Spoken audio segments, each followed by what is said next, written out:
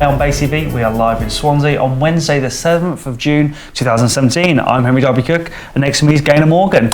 And we've been joined by Christina Rees, the Labour candidate for Nice, and also by fitness enthusiast Suki Hayer. Thanks for coming in both. Before we have a chat to both of them, let's hear some great music from Joe Kelly.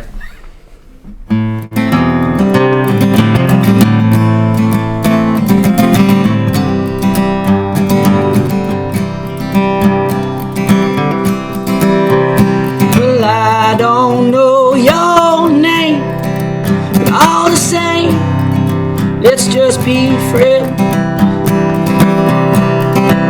And I don't know what you've done, it matters none. Let's just be friends. 'Cause guys like you and me gotta stick together now more than ever in these troubled times. I don't know who you are, that's a start. Let's just be friends. And the color of your skin, Lord, it ain't no thing. Let's just be friends. 'Cause guys like you and me gotta stick together now more than in these troubled times.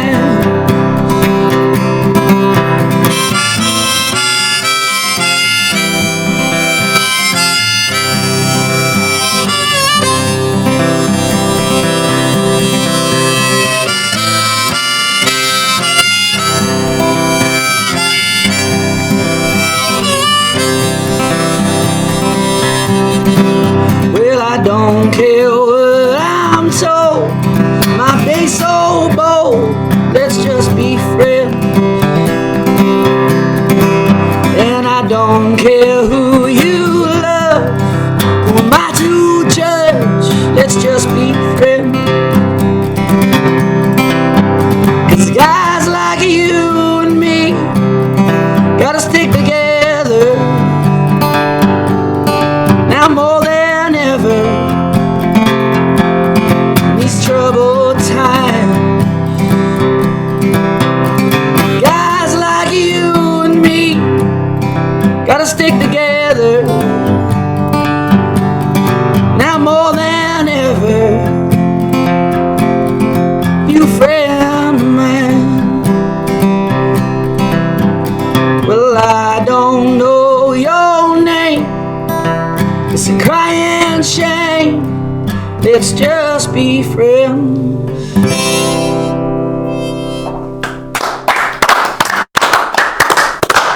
Wow, what a great way to start the show, and we'll be hearing more from Joe later on. Now, Suki Hayers is here, and Suki, a busy weekend coming up. Yes, finally. It's after 3-4 months of organising the first Swansea's Next Fitness Model show. We're finally here. I've been inundated by messages from the competitors, getting nervous about stepping on stage for the first time. What's it all about?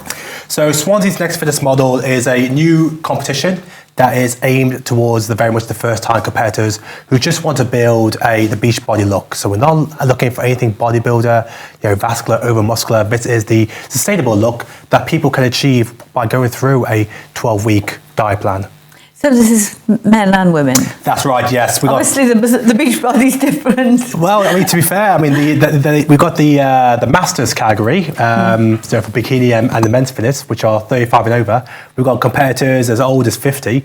It is a very competitive class. Every class is very competitive. We've got competitors aged from 18 all the way up to 50. Wow. Hard work to be, Henry.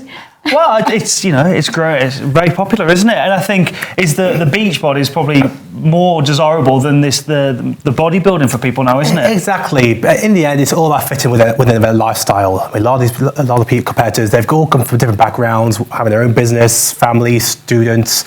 They all got different backgrounds, but it's all about fitting it with their lifestyle. So you don't have to make any sacrifices. But this is going to be the first of many competitions. We have 4 more planned in October.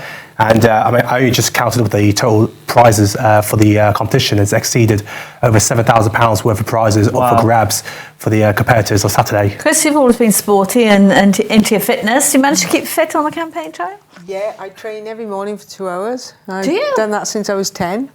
Wow. And when I was on the squash circuit, I trained 3 times a day. How do you fit it in with all this campaigning? Well, I just get up at 4:30. Wow. That's Probably banned by books, Yeah. isn't it?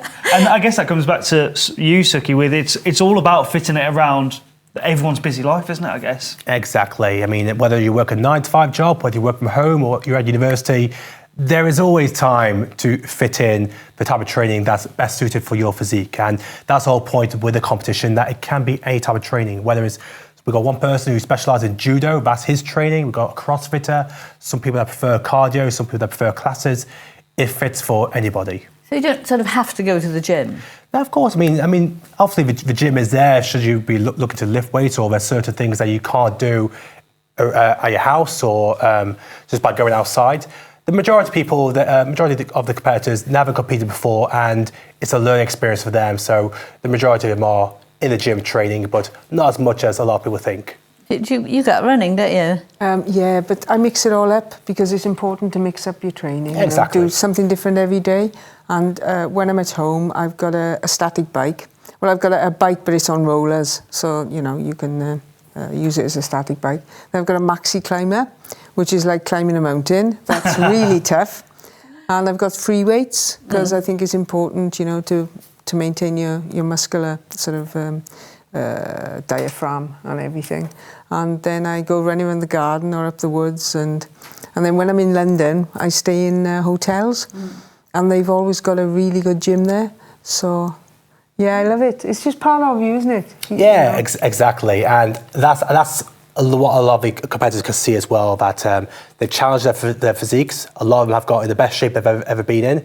And they want to take it further now. They've seen what they can do, with what they can achieve just by making a few changes on their training and their diet. And now it's very much eye-opener for most people.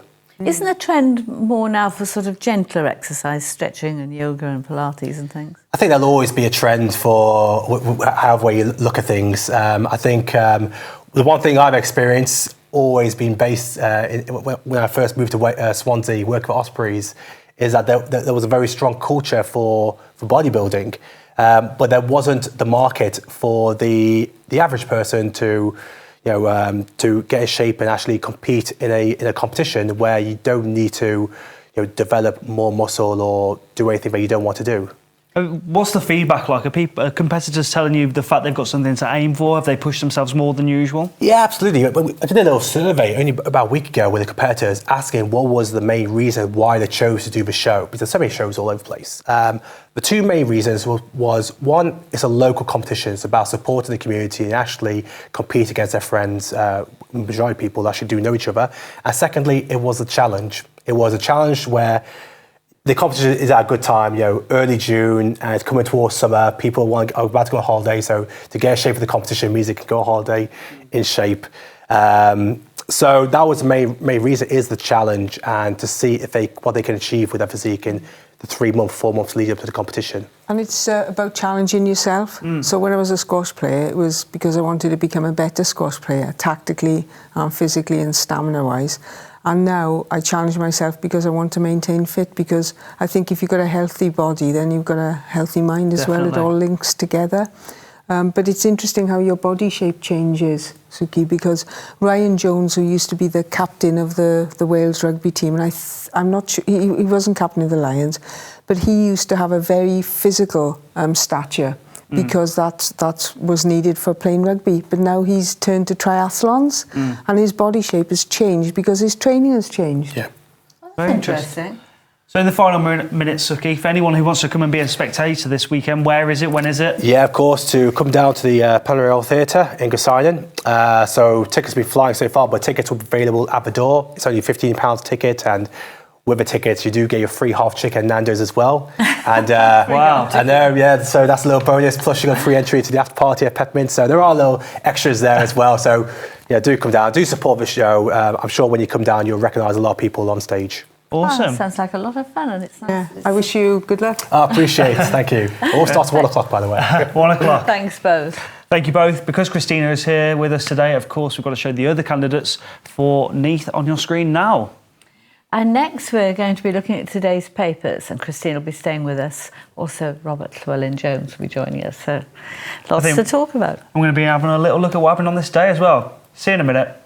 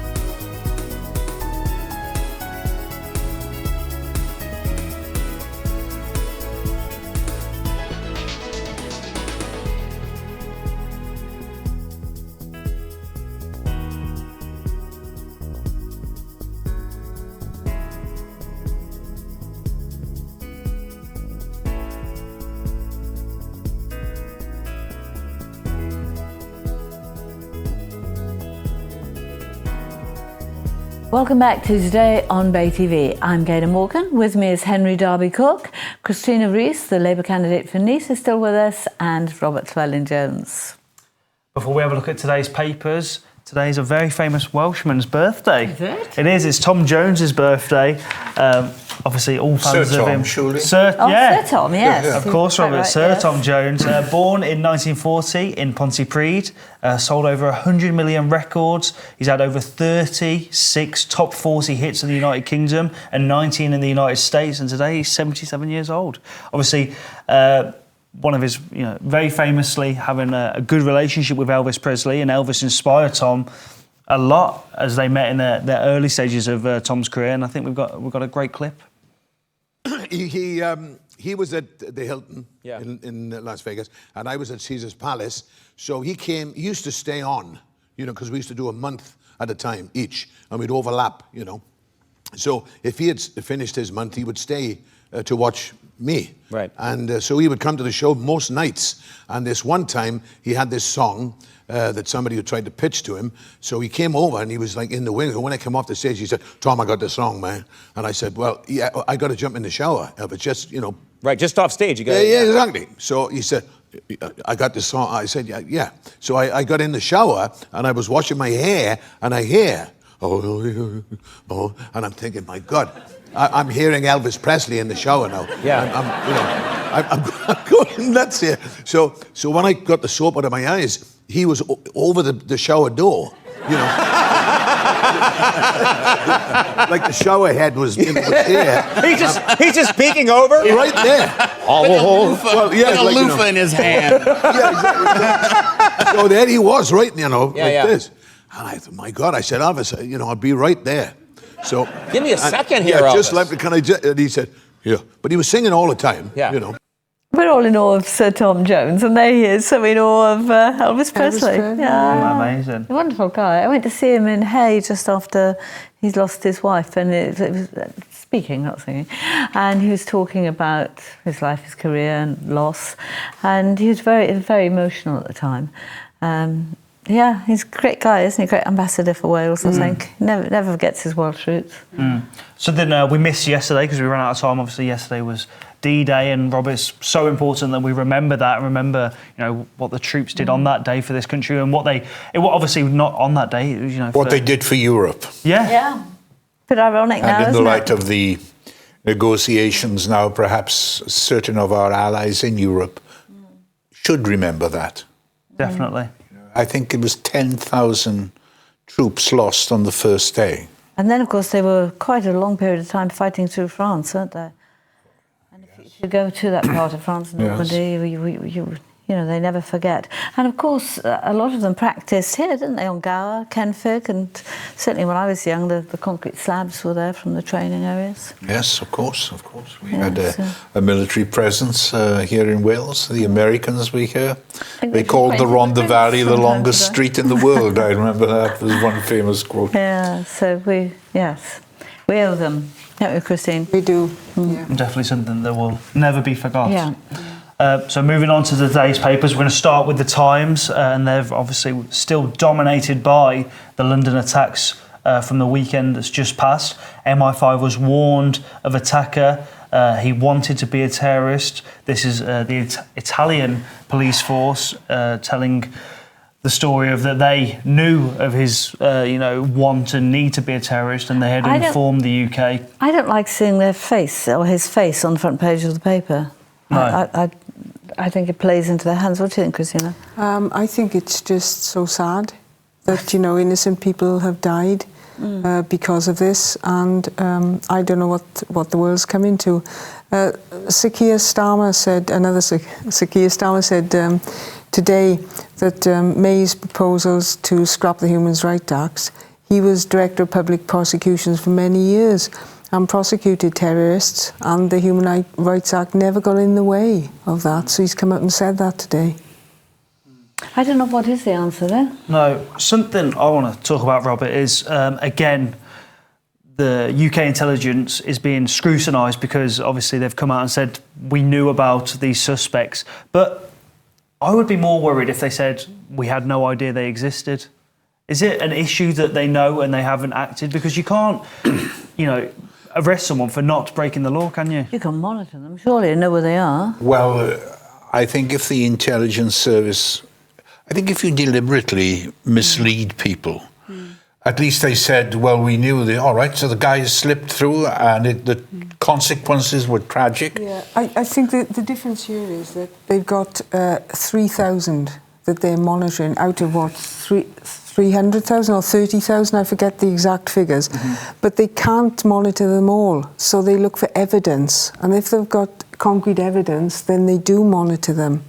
And it's a very, very difficult operation, certainly when we know that the police force has been cut back, the army's been cut back, the intelligence service has been cut back. But surely we need to up our game. Well, we spoke yesterday, Gaynor, of this, and we are a democratic society, a law-abiding. Now, you can't, you have to observe the due process of law.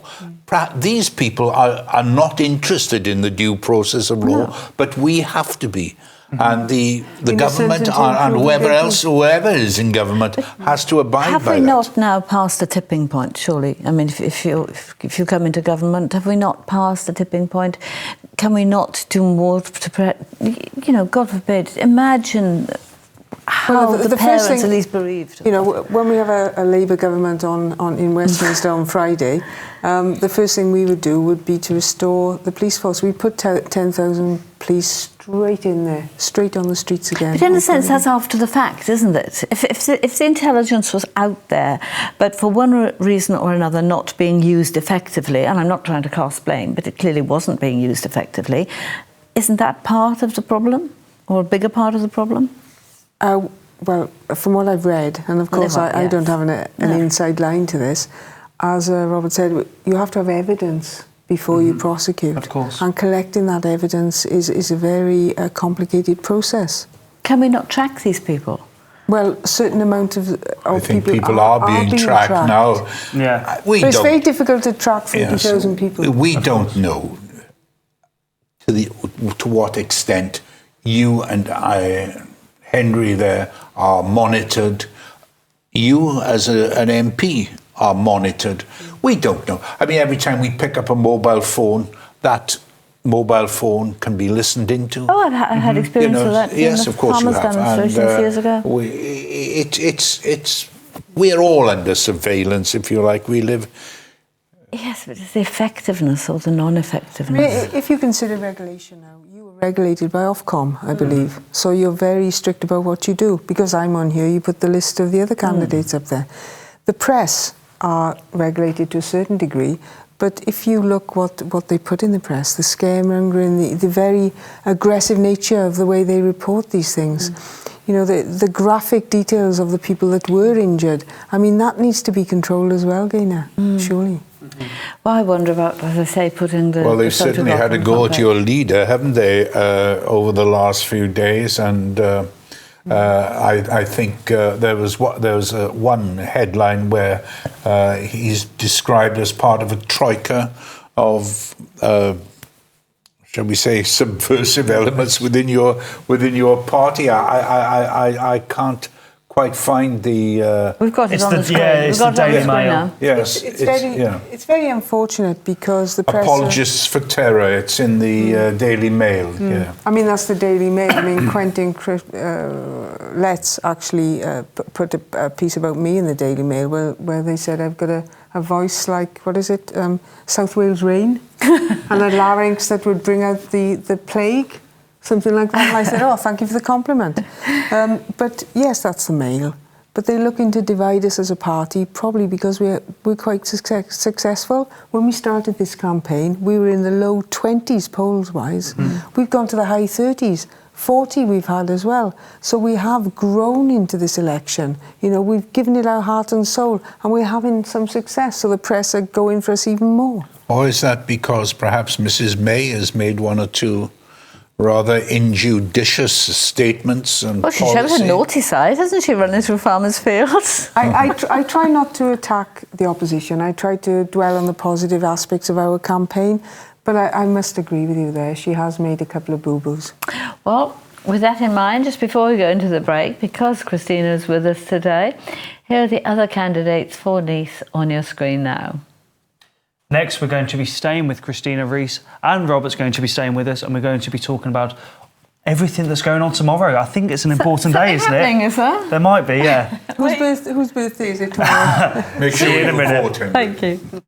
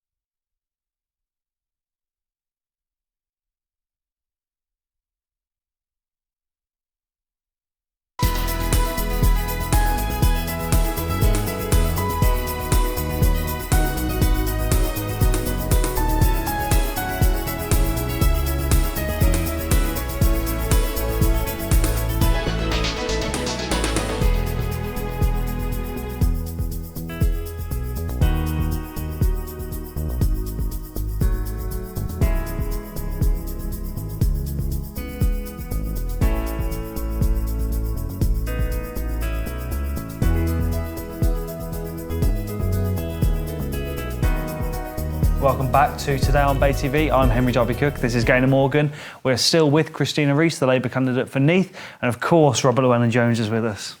Christina, big day tomorrow. Yes, yeah, it's come around really quickly. Do you enjoy it? I enjoy every minute of it. I love campaigning, love knocking doors. I've been all over Wales to the 40 seats and met some wonderful people, had some great conversations, got the Labour message out. We have wonderful candidates, and of course we have 25 wonderful sitting Labour MPs. And how's morale?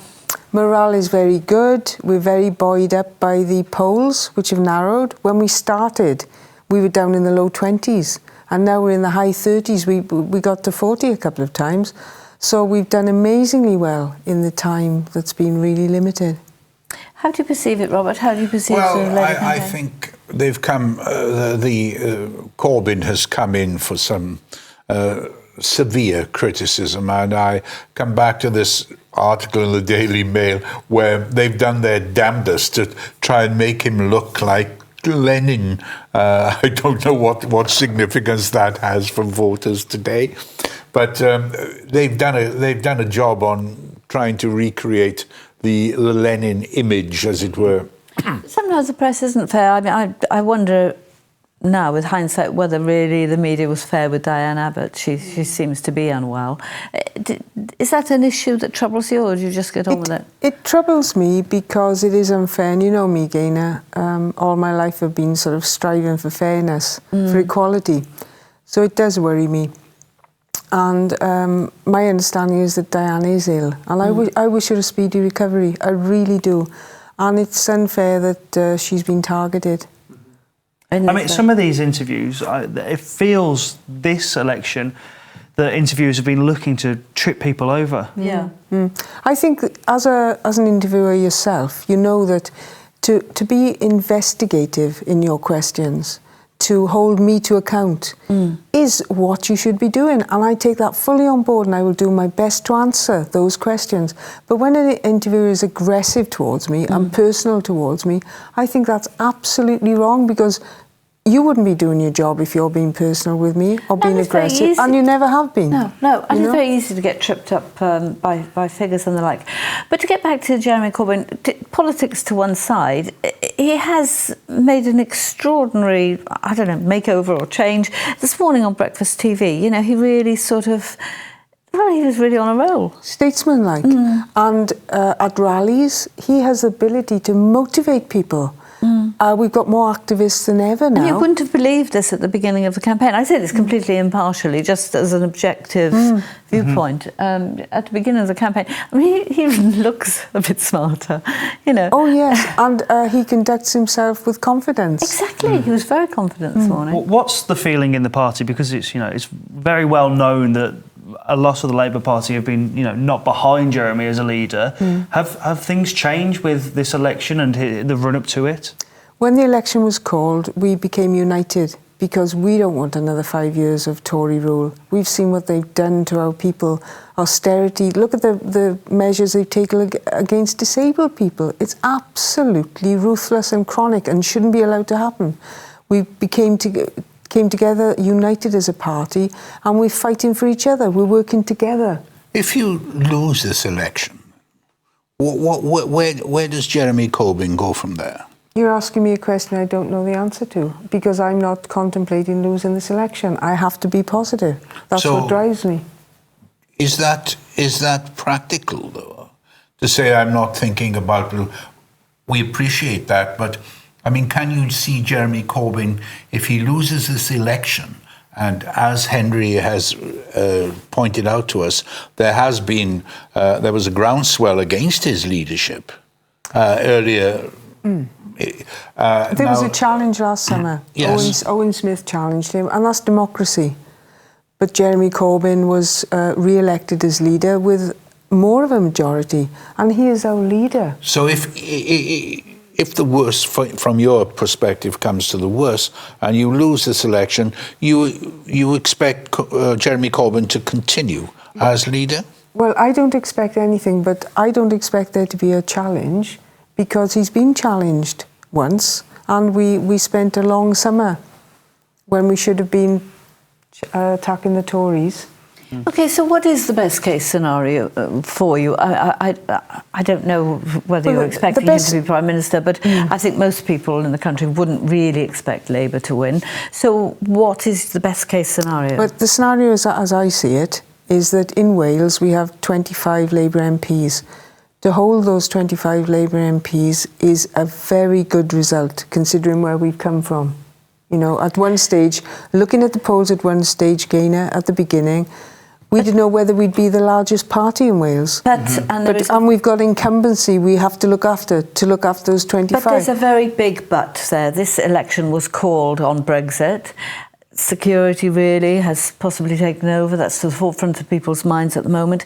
People I talk to just in conversation say, well, we've got financial troubles. And I say, yeah. Well, hasn't everyone? You know, it's dire. So really, we have to talk from a UK perspective. What is the best case scenario for you? The best case scenario for us is that May doesn't get re-elected with more than 50 seats, because that's a failure for her. She's made this about Brexit, and... But what's her working majority? How can you balance her? It's 12 at the moment, isn't it? So, you know, anything less than 50, because she's made statements right at the beginning that it was about Brexit. And it's not going to be about Theresa May versus Jeremy Corbyn to close out the Brexit deal. It's going to be David Davis versus Suki Hayer. And I know who I want in charge, Suki Hayer, because he's been a brilliant advocate for getting the best deal for Brexit. If it's David Davis, how are you going to weight it? What do you need? What ammunition do you need? How many seats do you need? Well, obviously we'd like to form the government. Would you work with other parties? No. Okay, that's interesting, because obviously YouGov last week have projected a possible hung parliament on the basis that if all the under-20 We'd form a minority government. Right, okay. And then you'd work with other parties if you had to? If we had to, as they do in the Assembly, they've had to do a deal to get certain things through. And they talk to other groups down the Assembly to get, say, the budget passed. But they don't form a coalition. Robert, it's still all to play for, really, because you can't trust the polls, as we know. Well, you can't. You can't trust the polls, and... You're arguing about probably more than any of us. What's your... Well, I must say that looking at it at a national level, I agree with what you said, that how Labour has made grounds. I wonder how much of that is down to the fact that Theresa May has been rather indiscreet and made some statements that have put her party on the back foot, as it were. I mean, it's still all to play for, I would have thought. But we know that there are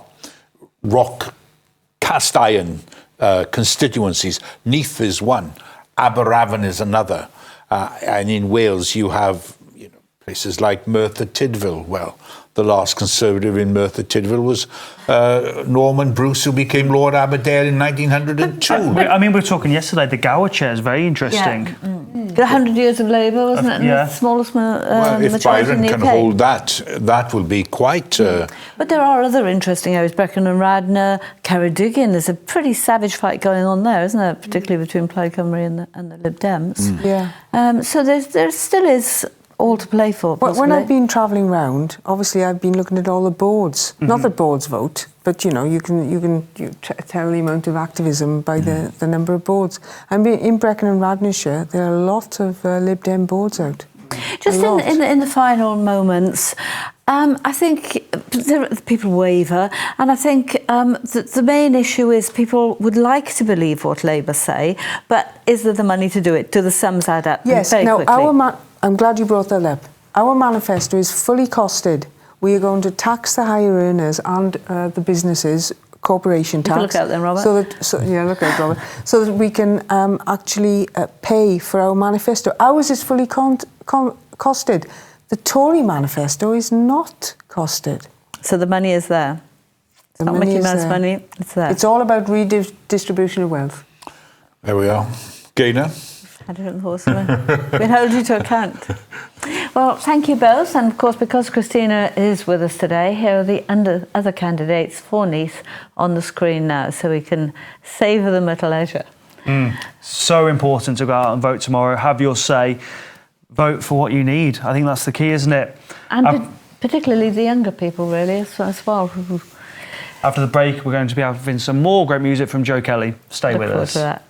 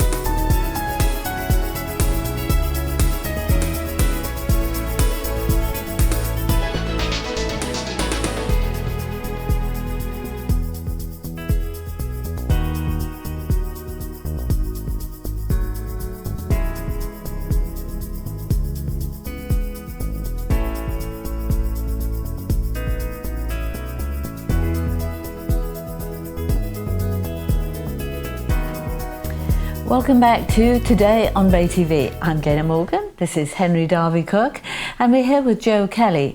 And before we have a chat, let's hear some more music.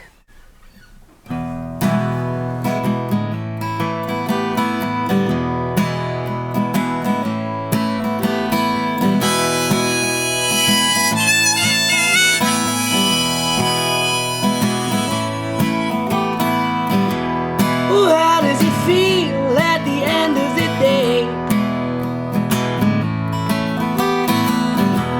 Been dredging my mind for something better to say. Well, I was standing round to meet you over an hour in the pouring rain.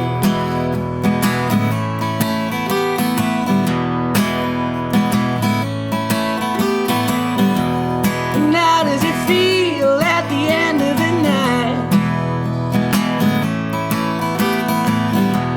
When you go your way and I go mine. Well, I was waiting at the bus stop, waiting on the sun to rise.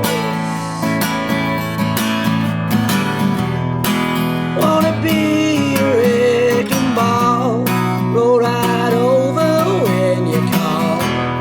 Wanna be a misery,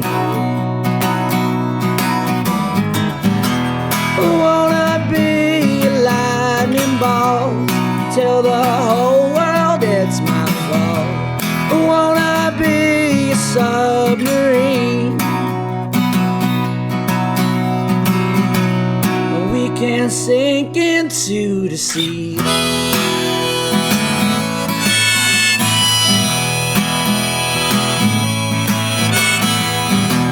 And how does it feel now you're all alone, without a soul to call your own? Well, you was all I ever wanted. Now this line is getting hard to toe. I wanna be a wrecking ball, roll right over when you call. I wanna be a misery, I wanna be a lightning bolt, till the whole world it's my fault. I wanna be your submarine, we can't sink into the sea.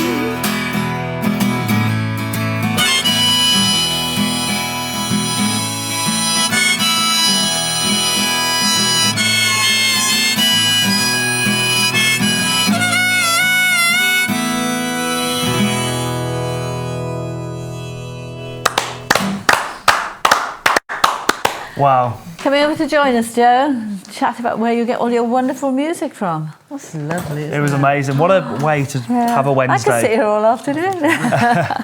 Cheers. That's great. So, do you write it yourself? Or? Yeah, I write all my own songs. Yeah, do a couple of covers at a few gigs. You know, just a couple of songs I like, but mostly my own stuff. Yeah. So, based in Devon at the moment, Exeter Yeah, way? I'm living in a caravan just outside of Exeter. So, gigging everywhere between Yeah, there and everywhere here, between, or yeah. Cool. Got a lot of festivals that are coming across the summer as well. So like, I could take the caravan there, just move my home around. That's lovely. Awesome. So, what's coming up for anyone that would love to see you? There's the next festival we're at is a festival just outside of Caerphilly called Between the Trees Festival. Okay. That's from the 7th to the 9th of July. Yeah, I'll be playing with the full band there as well, and the band that I've been recording the album with. Awesome. So what can people expect from the live show? Well, it's a more filled out version of the acoustic songs I've been working on. So songs like that last one, Submarine, so it's got a bit more of a kind of 60s Beatles, Rolling Stones kind of vibe to it. You know, it's like the instrumentation just makes a massive difference. You know, and there's it's just kind of bigger really and more exciting. Awesome. His guitar. So let's talk about the album. How's it going? Yeah, it's great. I mean, March was the last time I was in, I believe. Yeah. Yeah, we're making some good progress then. I'd say we're in the final stages of just doing a little bit more, adding some finishing touches to it. I don't want to labour on it too long, you know. It's one of those things where you could spend months and months just tweaking little bits and throw this in, but yeah, it's coming to the end now. That's not the way now, is it? Things have turned around much more quickly, aren't they? Yeah, I mean, well, like, you know, back in the day, the Beatles were turning out 2 albums a year, so I think... They'd lock themselves away, wouldn't they, Yeah, for weeks, and there was this great excited build-up, you know. It's one of those things now, I think, like, you know, it's difficult to just get in the studio and finish an album in a few days. You know, it happens over the course of a couple of months, you know, as and when you can afford you know, sessions. So, you know, it's just adding little bits and bobs here and there.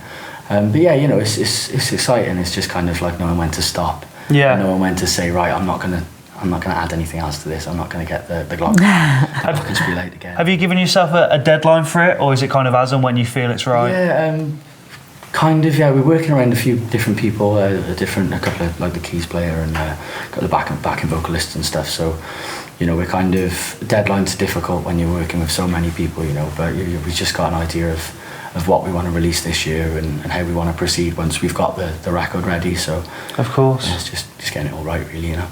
So for anyone that wants to hear stuff you've got out at the moment, where can they find you online? Is there SoundCloud and Facebook and SoundCloud is at Joe Kelly Official. They're probably the best places to find all the other links to where we're gigging and things like that as well. And for gigs and festivals, you mentioned Caerphilly, but where else are you going to be around? I'm playing Porter's in Cardiff tomorrow night. Oh, awesome. It's kind of an election special, I suppose. An election special. One last gig before, well, who knows? Great. Well, I know you've got some setting up to do before you play us out, so do you want to go and get ready and we'll finish the show? There's some more Thank you for joining us, Joe. Thank you very much. Thank you to all our guests today and to all our viewers for watching us, especially those that have tuned in for our Talking Pictures afternoon matinee that's coming up next on Bay TV. Today it's the 1947 comedy film The Fabulous Dorseys. Looks like a good one, and I think Joe's just about ready. So here's some more. We'll see you tomorrow.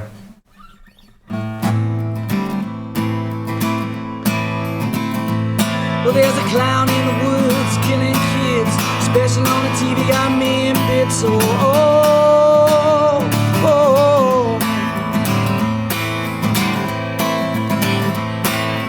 race is on, who will win? Head or the heart or the beast within.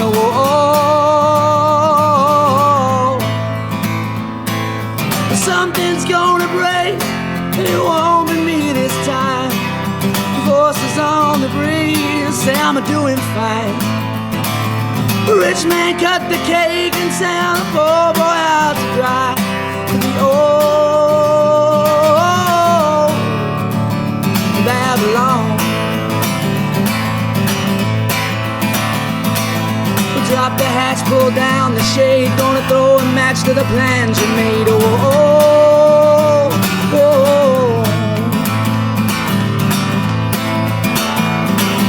And everyone get in the boat, damned if you do, damned if you don't.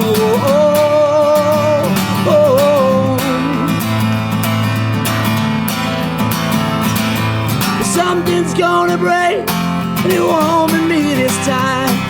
The horses on the breeze say I'm doing mighty fine.